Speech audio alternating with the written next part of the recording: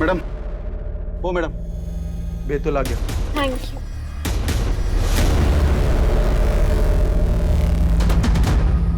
ओ madam, वापस भी जाएंगी क्या? क्यों? इतना मजा आया मेरे साथ सफर में। वैसे ज्यादा देर का काम नहीं है, लकी रहे तो 2 घंटे में यहीं मिलूंगी।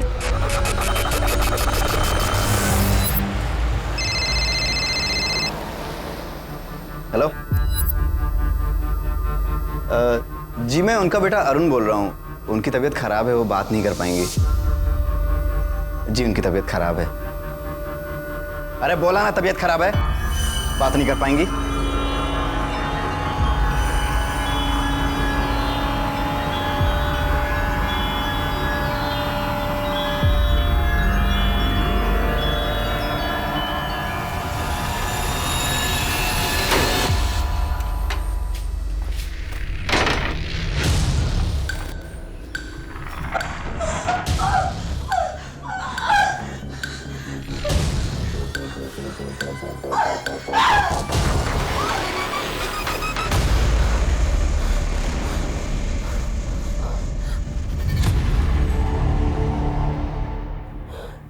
ये अरुण फिर से मेरा फोन ले गया।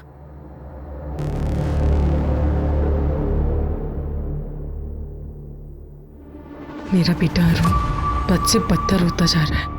मैंने तो अपने बच्चों के लिए सब कुछ किया, पर अब उन्हें मेरी परवाह नहीं। मुझे ही कुछ करना होगा। वो मेरे बच्चे हैं, आज नहीं तो कल जरूर समझेंगे।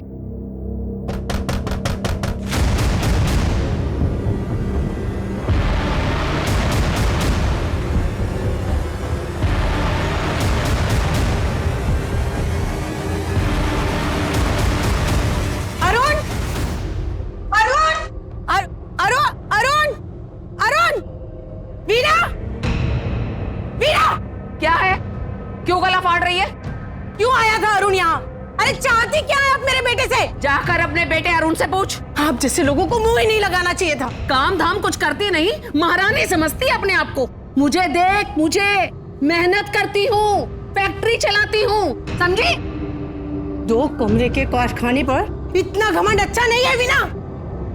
वक्त बदलते ना देर नहीं लगती। इतनी ही अकल है तुझे तो जाकर अपने बेटे को समझा। अरे गिरगिट की तरह रंग बदलता है, और बदले भी क्यों नहीं? क्योंकि माँ पर जो गया है। कम से कम मेरे पास बेटा तो है जो बुढ़ापे में मेरी सेवा करेगा, आपकी तरह नहीं कि किसी और के बेटे को बेटा बेटा छोड़ो।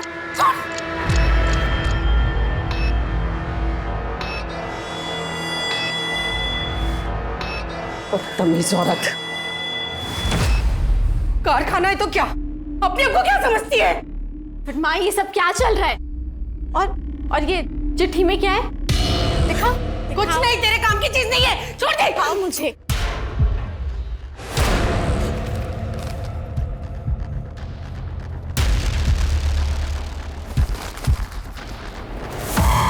कुछ नहीं है इसमें।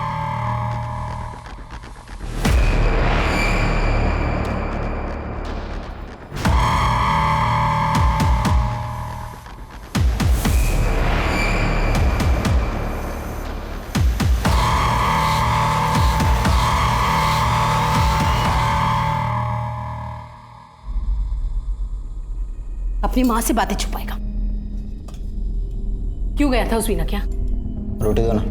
अकाउंट में पैसे नहीं है, घर में फर्नीचर नहीं है, छुपाने के लिए तो राज भरे पड़े हैं इस घर में। जीने के लिए ना कुछ राज जरूरी होते हैं। बस तुम दोनों को यहाँ से बाहर भेज दूं, मेरा काम हो जाएगा। जो करना है कीजिए। परसों बीना आंटी के यहाँ दावत है, हमारे सारे फ्रेंड्स जा रहे हैं और मैं भी जाऊंगी। तू कहीं नहीं जाएगी, मैंने बोल दिया ना, तू कहीं नहीं जाएगी, समझी?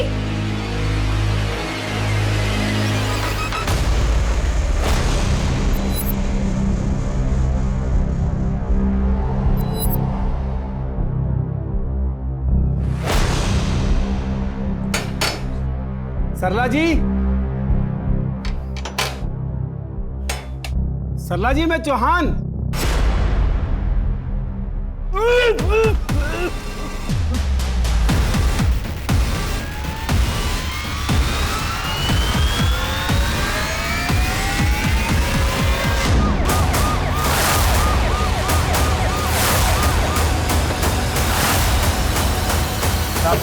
साहब मैं प्रदीप चौहान हूँ। मैंने ही आप लोगों को फ़ोन किया था। ये इस घर का मकान मालिक हूँ साहब। बहुत बड़ा हादसा हो गया साहब।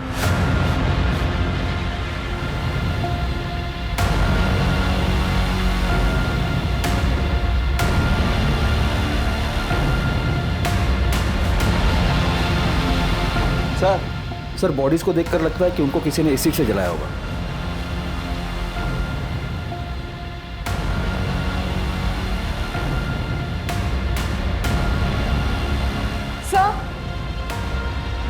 सर एक और बॉडी है।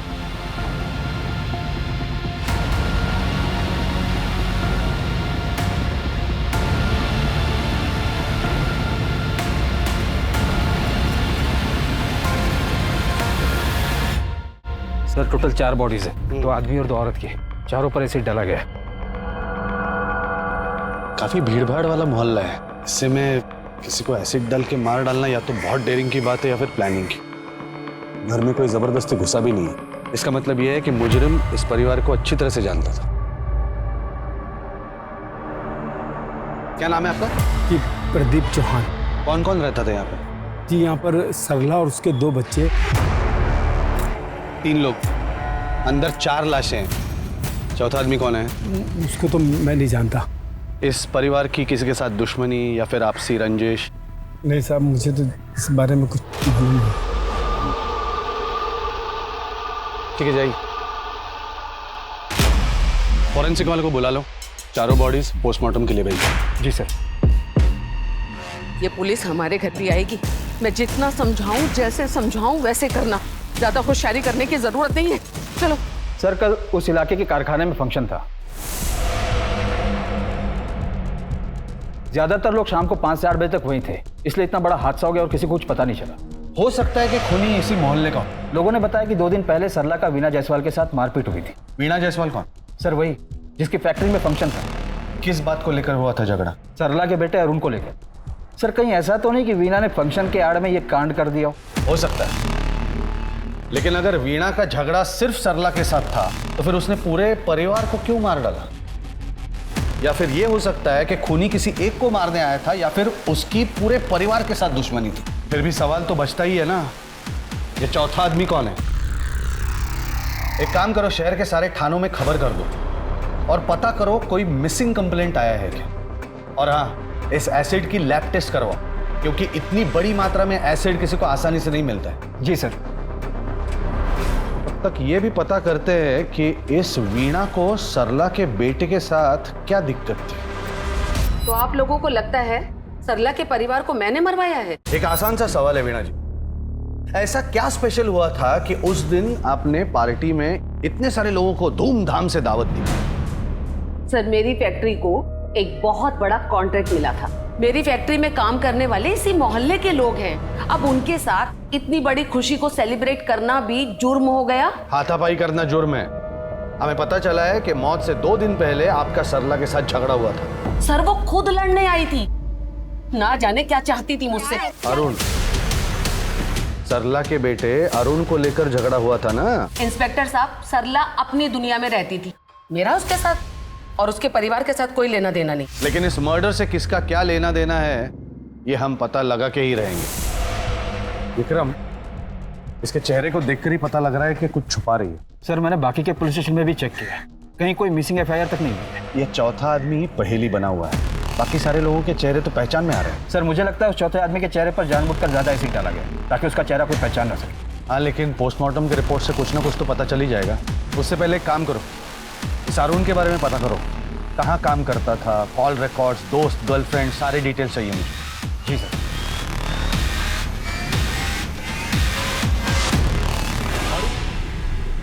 ये सारे कार्टून्स की काउंटिंग करके एक लिस्ट बना के मुझे दो। वीणा आंटी, अरे अरुण तू? कुछ बात करनी थी आपसे। हाँ हाँ बोलो। मेरे घर की हालत बहुत खराब है, आपकी फैक्ट्री में कुछ काम मिल सकता है मुझे? काम? मेरी फैक्ट्री में? मैं कोई भी काम कर लूंगा। अरुण मेरी फैक्ट्री में तो काम नहीं है। मैं ऐसा करती हूँ कि तुम्हें अपने भांजे कार्तिक की लॉन्ड्री पर लगवा देती हूँ, वहाँ काम करोगे? चलेगा। ठीक है, मैं कार्तिक को फोन करती हूँ। हाँ भाई। अंकल वो टीना को बुलाओ ना। बुलाओ ना। मुझे तुमसे कोई बात नहीं करनी, जाओ यहाँ से। टीना मेरी बात तो सुन ले एक बार। देख तू जैसा सोच रही है ना वैसा बोल नहीं है। दिया ना, जा यहाँ से। अरे मैं कैसे यकीन दिलाऊं तेरे को? देख देख तू जैसा सोच रही है मैं वैसा नहीं हूँ। मेरी बात तो सुन टीना।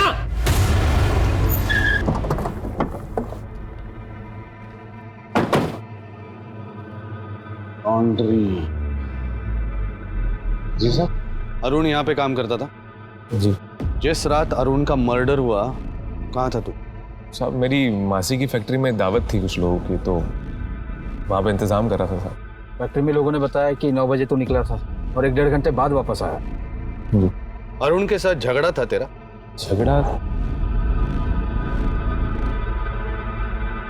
साहब उसकी हरकतें ही ऐसी थी। मतलब? एक तो मासी के कहने पे उसको काम पे रखा। शुरू में तो ठीक था साहब, लेकिन बाद में फिर अपने रंग दिखाने लगा तो निकाल दिया साहब। कार्तिक, कार्तिक ये सूट कैसा है? और तुझे पता है ये साड़ी मैंने माँ के लिए ली है, और ये सूट ये मैंने अपनी बहन आकांक्षा के लिए लिया है। अबे कस्टमर से कपड़े ऐसे कैसे ले लेगा तू? कार्तिक सिर्फ 1-2 दिन की बात है, किसी को नहीं पता चलेगा। तो समझ में नहीं आ रहा तेरे? कार्तिक प्लीज यार। कोट उतार, कोट उतार। साहब मैंने उसे मना किया था, लेकिन फिर भी वो कपड़े ले गया। अरुण, साड़ी तो बहुत अच्छी है, पर किसी को पता चल गया था? अरे माँ तुम सवाल जवाब बहुत करती हो, मेरी फिटिंग चेक करो। हाँ मैं देखती हूँ।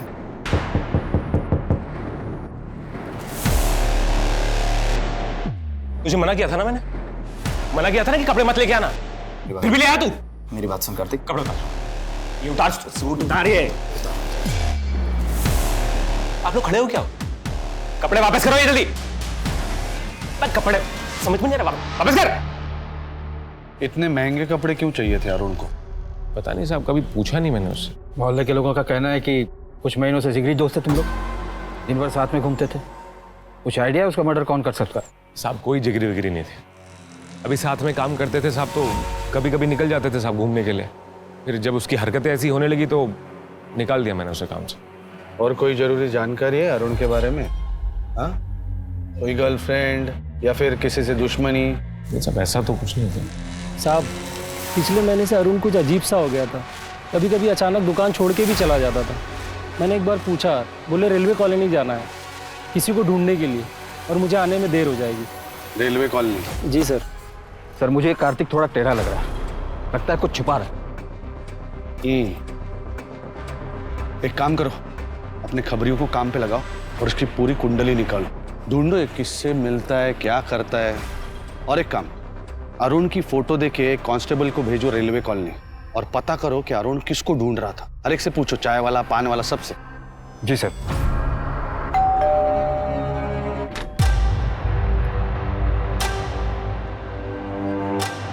अंदर आओ।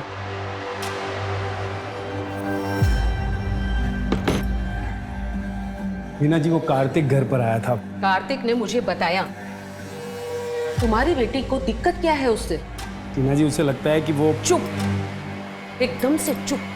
कार्तिक का वो झूठ सरला के परिवार के साथ दफन हो गया। कैसे भी अपनी बेटी को मनाइए कि उसे कार्तिक के साथ शादी करनी पड़ेगी।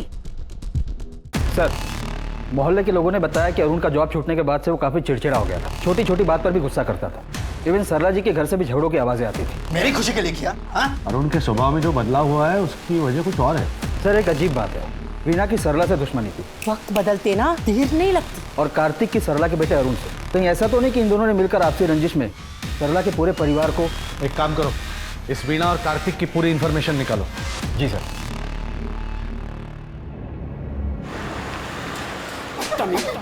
अपने बाप से बात करने की तमीज नहीं तुझे? मेरी बात ध्यान से सुन, अब जब तक तू कार्तिक से शादी नहीं करेगी ना, तेरा घर से बाहर आना जानापन, समझ गई तू?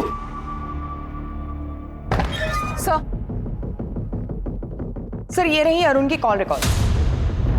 पिछले 1 महीने से किसी कुंज सोनी से लगातार बात कर रहा था। सर अरुण के फोन पे लास्ट मैसेज भी इसी का था, बंगला कब लोगे?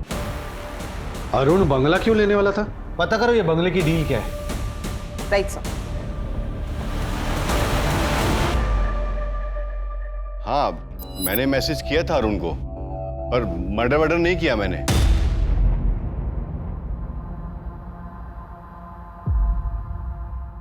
वाह वाह वाह, अरे वाह, अच्छा हुआ कार्तिक तुम भी इधर ही मिल गए। इसके बाद तुम्हारे ही पास आने वाले थे, कुछ जरूरी काम था मासी से।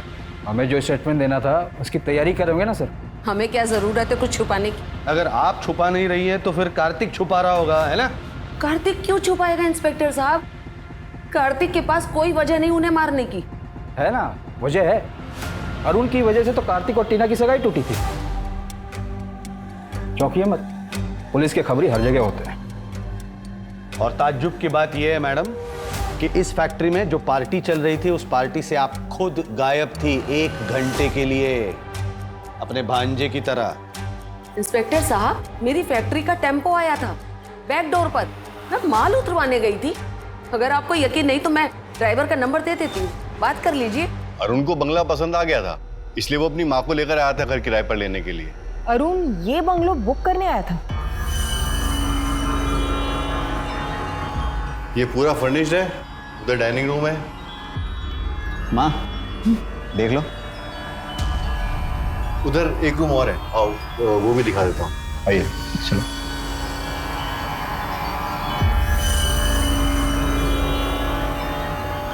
अच्छा है। बस 40,000 किराया और 80,000 रुपए डिपॉजिट। ये लीजिए 20,000 एडवांस। ठीक। क्या ये वही दोनों थे जो आए थे? हाँ। सवाल एक नहीं दो है। पहला ये कि इस परिवार के पास इतने ज्यादा पैसे आए कहां से और इनको बंगले की क्या जरूरत थी? सर लगता है कोई बड़ी लॉटरी लग गई होगी इनकी। विक्रम, अगर बड़ी लॉटरी लगती तो अरुण लॉन्ड्री से कस्टमर्स के कपड़े नहीं उठाता। पता करो ये अतरंगी परिवार आखिर चाहता क्या है। जी सर। सर। हाँ सर, पोस्टमार्टम रिपोर्ट्स आ गई हैं। उस चौथे आदमी के बारे में कुछ पता चला? करीब 34-35 साल का आदमी था, लेकिन अजीब बात तो ये है कि इन चारों के पेट में बेहोशी की दवाई के सैंपल्स मिले हैं।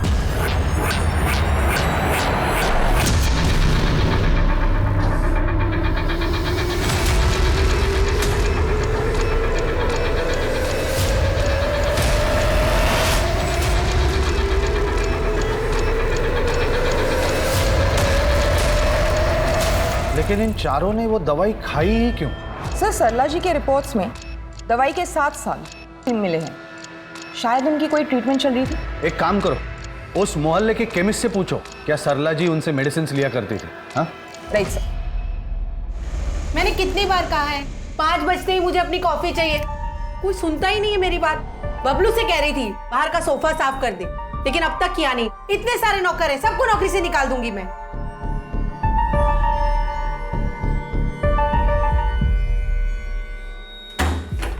माँ, ये क्या किया तुमने? यहाँ मेरी खुशी बर्दाश्त नहीं होती तुमसे। अरुण, मैंने तो जो भी किया तुम्हारी खुशी के लिए किया। मेरी खुशी के लिए किया? हाँ? सरला जी मेरी पेशेंट थी, उनका बेटा उन्हें मेरे पास लेकर आया था। किस बात का इलाज चल रहा था यहाँ पे? दिमाग का। डॉक्टर साहब, न जाने कब क्या कर बैठती है माँ, कुछ सोचती ही नहीं। अब संभालना बहुत मुश्किल हो रहा है। मैं चेक कर लेता हूँ। डॉक्टर साहब मैं 1 मिनट में आया। सरला जी, आपके हाथ में ये निशान कैसा? आपके बेटे को ये बात मालूम है? नहीं नहीं, उसे कुछ मत बताइएगा। मैं ही बैठे बैठे खो जाती हूँ। वो इतना टेंशन में रहता है, गलती से हाथ उठ गया था उसका। सरला जी, आपके बेटे ने आपको मारा है? फिर तो आपको पुलिस के पास जाना चाहिए। गलती तो मेरी ही है ना। मैं अपने दिमाग पर काबू ही नहीं रख पाती। वो कितना संभालेगा मुझे? पर सरला जी तो कहीं काम पर जाती नहीं थी। हो सकता है कि बीमारी की वजह से कुछ ज्यादा बोल गई हो। हाँ डॉक्टर? देखिए, उन्होंने जो मुझे कहा वो मैंने आपको बताया। वैसे उन्हें बहुत माइल्ड सिम्टम्स थे, डिल्यूशन और पैनिक अटैक के। उनके पास्ट में किसी हादसे ने बहुत गहरा असर छोड़ा था उनके दिमाग पर, लेकिन कंडीशन इतनी सीरियस भी नहीं थी कि वो बातें भूल जाएं।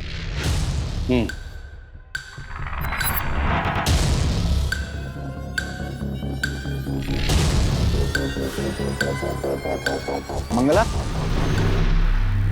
मंगला तो नहीं है साहब। मंगला कहाँ है? मुझे नहीं मालूम, कोई काम था क्या? मैं कर सकती हूँ। नहीं, मुझे मंगला ही चाहिए। मंगला का तो नहीं मालूम साहब।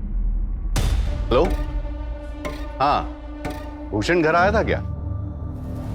नहीं नहीं, घबराने की कोई बात नहीं है, मैं पूछता हूँ। सर ये रही सरला जी की कॉल रिकॉर्ड्स। ज्यादा किसी के कॉल्स नहीं आते थे, लेकिन पिछले 1 महीने से इस फोन नंबर से हर रोज कॉल आता था। हाँ सर, सरला मेरे घर पे खाना बनाने आती थी, लेकिन बहुत कामचोर थी। पिछले 1 हफ्ते से उसका कोई अता पता ही नहीं है। फोन भी बंद आ रहा है। फोन बंद आ रहा है क्योंकि सरला की और उसके परिवार की हत्या हो चुकी है। क्या? हाँ। मतलब वो सच कह रही थी? क्या सच कह रही थी? देखिए सर, मेरा काम लोगों को स्किल सिखाकर फॉरेन कंट्रीज में जॉब दिलाने का है। सरला मेरे पीछे पड़ी हुई थी कि मैं उसके बच्चों को फॉरेन भेज दूं। सर, उसे विदेशों की इतनी जानकारी थी मानो वो खुद वहाँ कई बार जाके आई हो। 1 महीने पहले तो सर उसने हद कर दी। अरे सरला, तुम्हारा काम तो वहाँ घर पे है, यहाँ ऑफिस में क्या करने आई हो? और वो भी अपनी बेटी को लेकर। मेरी बेटी को आप फॉरेन भेज दीजिए। मैं आपके घर में फ्री में खाना बनाऊंगी जिंदगी भर। लोग यहाँ 5-5 लाख देने को तैयार है, उनके नंबर नहीं लग रहे। मेरी बात मानो, ये सब सपने देखना छोड़ दो।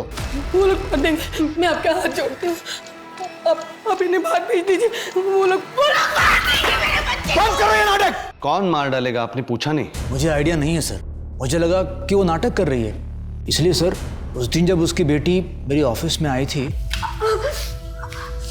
आकांक्षा, क्या हुआ? क्या हुआ? सॉरी, मैं ना घर नहीं जा सकती, मुझे इस हालत में यहीं आना पड़ा। तुम्हें तो हॉस्पिटल जाने की जरूरत है। अगर हॉस्पिटल गई तो पुलिस को पता चल जाएगा, तो फिर माँ को भी पता चल जाएगा ना कि वो लोग हमें मार डालेंगे। आप प्लीज हमें कहीं बाहर भेज दीजिए, प्लीज। मैंने मरहम पट्टी करके उसे भेज दिया और वो चली गई। एक लड़की अकेले जख्मी हालत में आपके पास आती है और आप उसे ऐसे ही जाने देते हैं? सर, मुझे लगा माँ बेटी दोनों मिलकर नाटक कर रहे हैं ताकि मैं आकांक्षा को फॉरेन कंट्री भेज दूं। कब आई थी आकांक्षा आपके पास? वही कोई 1 हफ्ते पहले। ऐसे कैसे गायब हो गया वो? जमीन निकल गई कि आसमान खा गया? कहीं से भी ढूंढो उसे। अरे तुम बीना आंटी का टेम्पो चलाते हो ना? हाँ। कहाँ जा रहे हो? बेतुल, मुझे साथ ले चलोगे?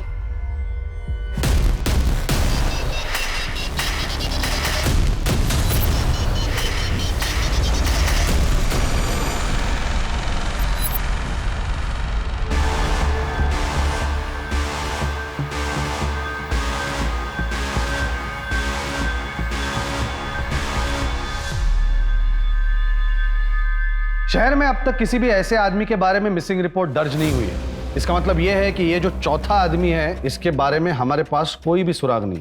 अब आते हैं इस परिवार पे।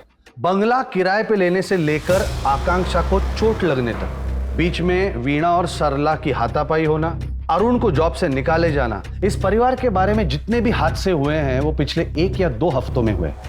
6 अगस्त वीणा और सरला के बीच हाथापाई होती है।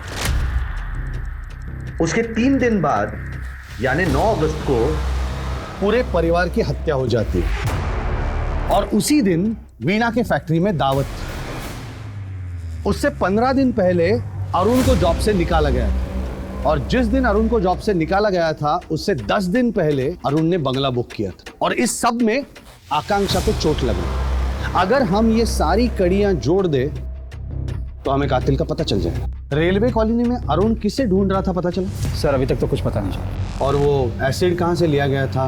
Any detail? Sir, postmortem report के मुताबिक एसिड था। इतनी आसानी से नहीं मिलता वो। उन्हीं ने जरूर तगड़ी सेटिंग लगाकर मंगवाया होगा। सर। हाँ सर, आकांक्षा सोशल मीडिया पे अपने कई डांस वीडियोस अपलोड करती थी और कई लोग उस पर कमेंट भी करते थे। सर, मुझे लगता है इस आकांक्षा का शायद कोई सीक्रेट अफेयर था, क्योंकि कुछ दिन पहले उसने अपने मोबाइल पे बेतुल का एक एड्रेस सर्च किया था, रमा निवास 21/4।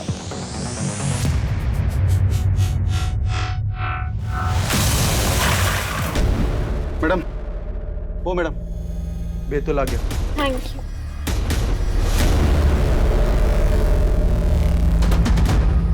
ओ मैडम, वापस भी जाएंगी क्या? क्यों? इतना मजा आया मेरे साथ सफर में, वैसे ज्यादा देर का काम नहीं है। लकी रहे तो 2 घंटे में यहीं मिलूंगी।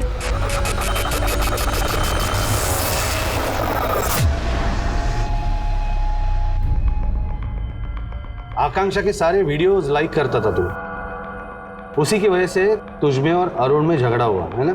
अरे नहीं सर, मेरा कोई रिश्ता नहीं है आकांक्षा से, सच बोल रहा हूँ। अगर सच बोल रहा होता तो यहाँ पे नहीं बैठा होता।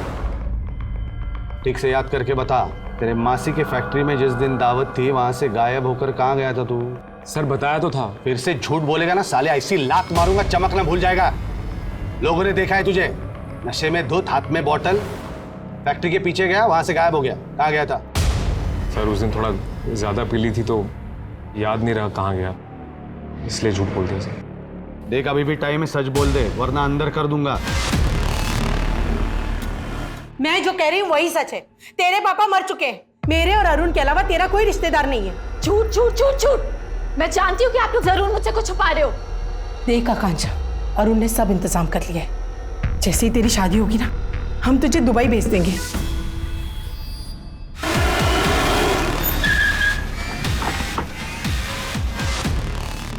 देखिए, मैं किसी आकांक्षा को नहीं जानता और ये हमारा भोजन का वक्त है, आप जा सकते हैं। नहीं जानते तो फिर आकांक्षा ने अपने मोबाइल पर आपका एड्रेस कैसे सर्च किया? एक बार ये फोटो देख लीजिए, शायद कुछ याद आ जाए। मैंने कहा ना आपसे,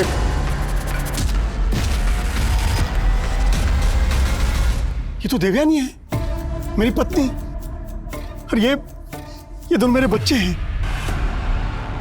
विशाखा। जी भैया। विशाखा ये देख, देवयानी और बच्चे मिल गए, ये देख। भाभी मिल गई?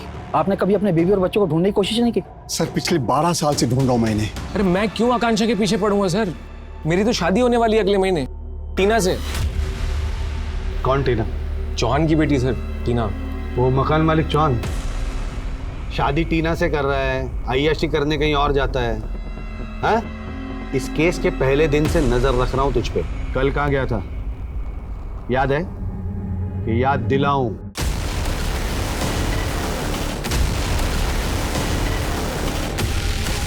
जब लड़कियां पसंद ही नहीं है तो क्यों शादी कर रहा है टीना से? सर मेरे लिए एक लड़का और लड़की में कोई फर्क नहीं। वो तो समाज कहता है कि एक लड़के को एक लड़की से शादी करनी चाहिए, इसलिए शादी कर रहा हूँ टीना से। अब सच बोल रहा है तू? उसके सारे शौक पूरे करता था मैं, तो वे न जाने किसकी बातों में आकर मुझे छोड़कर चली गई। वो 2 साल तक ढूंढता रहा मैं, कहीं नहीं मिली वो। कितना बदनसीब हूं मैं, परिवार फिर से मिलने से पहले ही हमेशा के लिए खो दिया मैंने। आकांक्षा बैतूल आई, यहाँ रामा निवास है। इसका मतलब वो जान गई थी कि आप उसके पिता हैं, फिर वो आपसे मिली क्यों नहीं? काश वो मुझसे मिली होती तो मैं अपने परिवार के साथ ऐसा कभी नहीं होने देता। सर आकांक्षा बैतूल आई थी पर अपने पिताजी से नहीं मिली, जबकि उसने साफ साफ सर्च किया था रामा निवास अपने मोबाइल पे। इसका मतलब है कोई तो है जो नहीं चाहता था कि आकांक्षा अपने बाप से मिले, इसलिए उस पर पहले से ही हमला कर दिया। याद है सज्जन क्या कह रहा था कि आकांक्षा के पैर पर चोट लगी थी। मैंने मरहम पट्टी करके उसे भेज दिया और वो चली गई। आई एम श्योर आकांक्षा उसी दिन बैतूल के लिए निकली होगी। पता करो आकांक्षा ग्वालियर से बैतूल के लिए निकली कैसे। जी सर।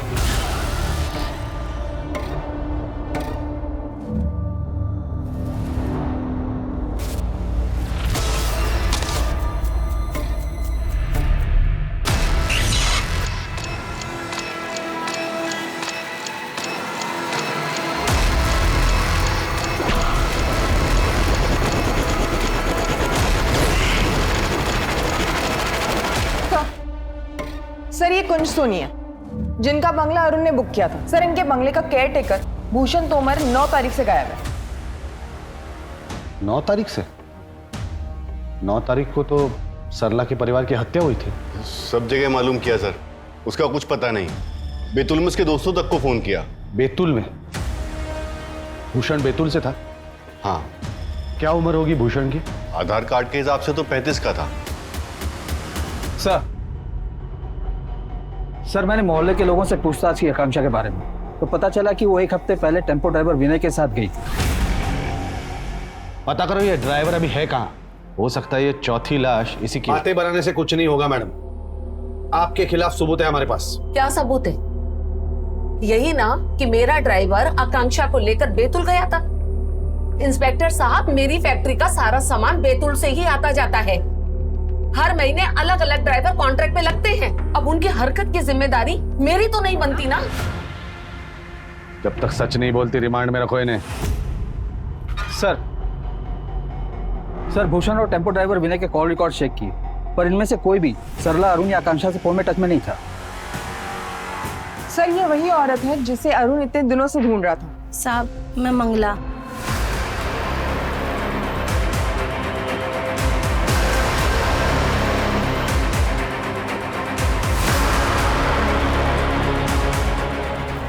उनके मोहल्ले में 2-4 महीने से पानी की किल्लत थी, तो सरला दीदी ने मेरे को 2-4 बाल्टी पानी भरने की रोज 50 रुपए देती थी।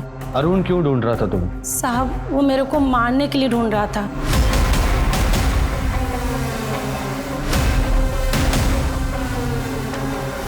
अरे अच्छा, वो मंगला तो आ गई, ये यहीं रख दे। पहले ये टिफिन ले जाके अरुण को दे दे लॉन्ड्री पर। हाँ दीदी।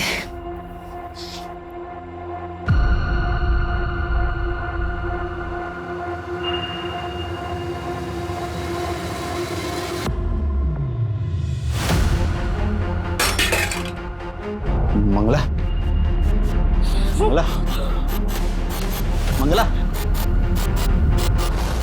दीदी, दीदी। मम्मी, मुझे पता है तू किसी से कुछ नहीं कहेगी, नहीं कहेगी ना? देख, मैं अरुण से बोल दूंगी, कुछ नहीं करेगा। अब तू आराम से घर जा।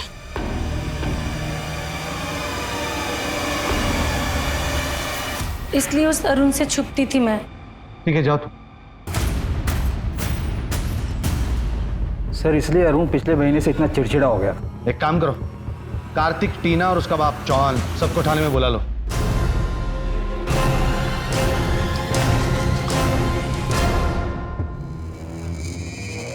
देखो तुम चारों ने बहुत कहानी घुमा ली, लेकिन हमारे पास बहुत सारे सबूत है तुम्हारे खिलाफ, इसलिए चुपचाप सच क्या है वो बता दो, वरना तुम सब लोगों के नाम आएंगे चार्जशीट में। हाँ, और कार्रवाई होगी, समझे?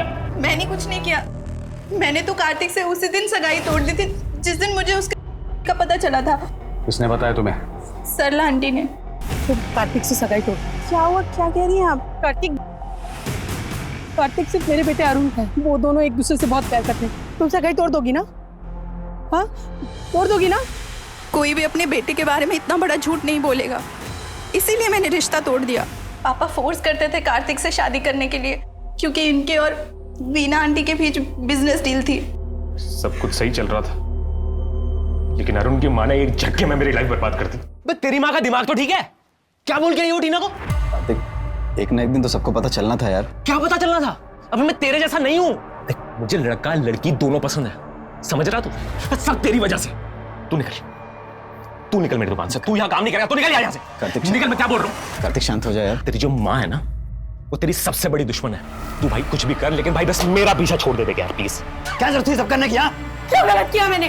तुम ऐसे नहीं मानोगी ना? इसीलिए तूने बदला लिया सरला और अरुण से। हाँ, कौन था चौथा आदमी? साहब सच बोल रहा हूँ, साहब जो पता था सब बता दिया। कार्तिक ऐसा नहीं कर सकता। अरे बोल जल्दी, सच बोल। साहब सच बोल रहा हूँ साहब, नहीं पता, कुछ नहीं पता, सब बता दिया साहब। तो फिर तूने किया होगा? हाँ? डील था ना इनके साथ, इसीलिए।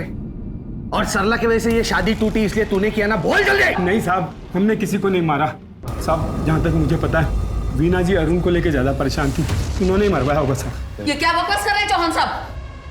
देखिए मैडम, ज्यादा देर तक सच मत छुपाइए। जितनी ज्यादा देर छुपाएंगी उतनी ज्यादा सजा होगी। क्या चाहता था अरुण आपसे? पैसा, पैसा ब्लैकमेल करता था वो मुझे। कहता था मेरी बहन आकांक्षा की शादी के लिए पैसे नहीं दिए तो वो कार्तिक के बारे में सबको बता देगा।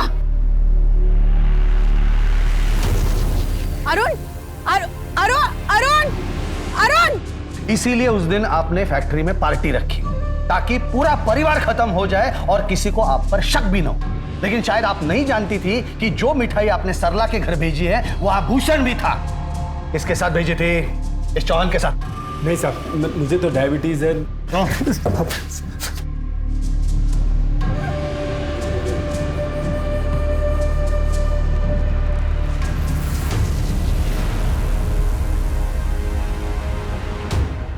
विक्रम, इन लोगों में से एक ने भी मुंह खोला ना तो ये केस सॉल्व हो जाएगा।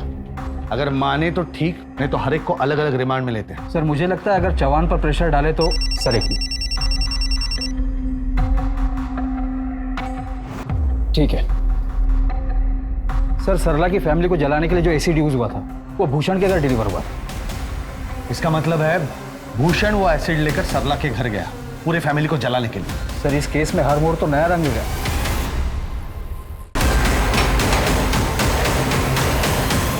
नमस्ते जी, मैं भूषण। मैंने तो आपको उस दिन देखते ही पहचान गया था। आप वही है ना, बैतूल वाले रमाकांत जी की पत्नी देवयानी जी? देवयानी? कौन देवयानी? यहाँ पे कोई दिव्यानी व्यानी नहीं रहती। जाइए आप यहाँ से।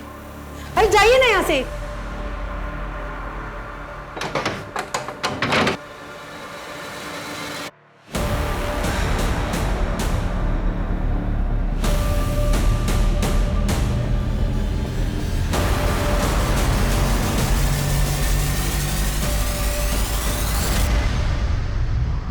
सर, मैंने भूषण की कॉल डिटेल्स चेक किए, उसमें उसने 3 हफ्ते पहले रमाकांत को कॉल किया। क्या भूषण ने रमाकांत को कॉल किया था? रमाकांत और उसकी बहन को भी बुला लो।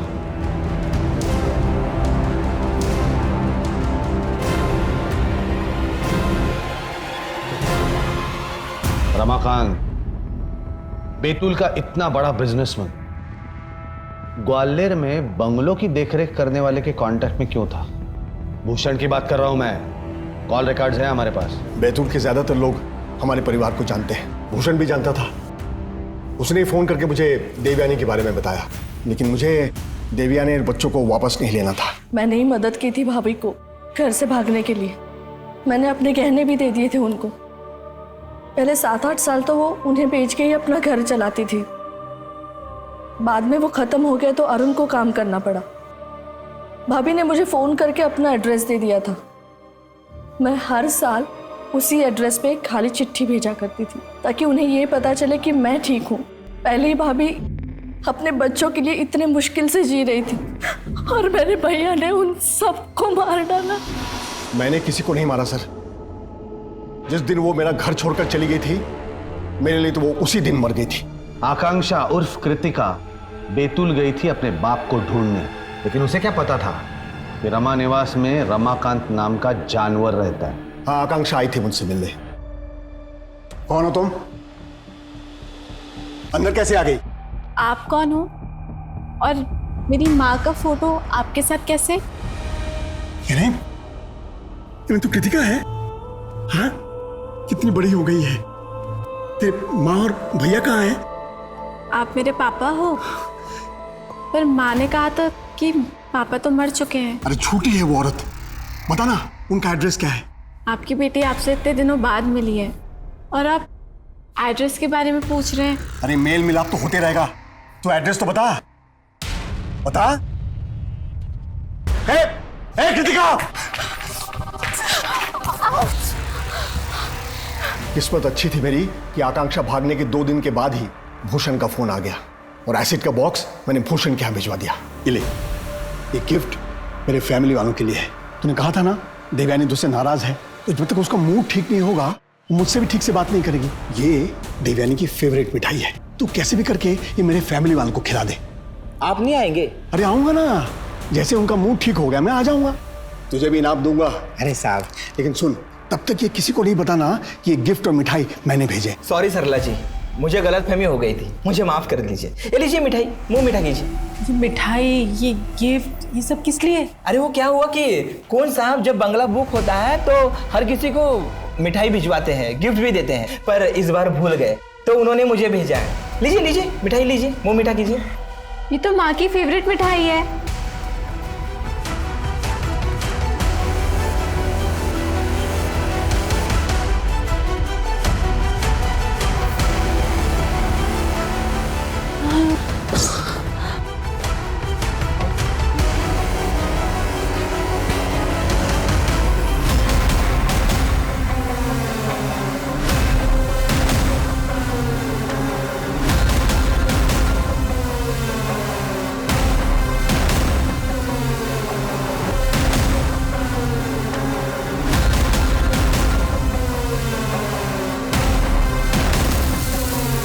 क्रिसमस से उस दिन आसपास के घरों में ताला लगा हुआ था। एसिड स्ट्रांग था, इसलिए मैंने उनको अलग अलग कमरे में ले गया और वहां एसिड डाला। इस दरिंदगी की वजह सिर्फ इतनी सी है कि आपका बेटा गे है। मुझे ये पता चलने से पहले उसके स्कूल वालों को ये पता चल गया था। मैंने उसे बात करने के लिए बुलाया तो वो डर के मारे भाग गया।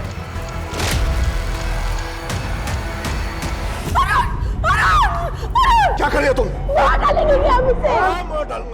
ऐसे बीमार लोगों को जिंदा रहने का कोई हक नहीं है। देवयानी!